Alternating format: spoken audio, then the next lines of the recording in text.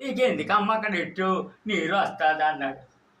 మరి ఇతను ముక్కులో నుంచి నీరు అక్కడికి వెళ్ళిందో అక్కడ మాత్రం నీరు మాత్రం బిందె నిండిది, బిందె నిండిపోయింది క్షణంలోను.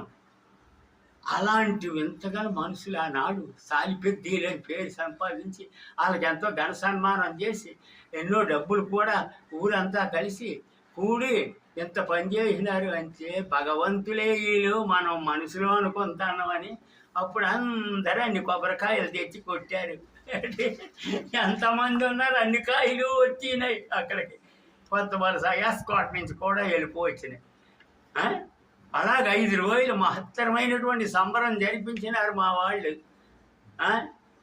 దొడ్డి వీరాస్వామి, దొడ్డి పోతురాజు, రామ్మూర్తి మా నాన్న అప్పుడు చనిపోయాడు, లేడు. లేకుంటే వీళ్ళిద్దరే మరి దొడ్డి వీరన్న మా తాత ఉన్నాడు అప్పటికి చేసి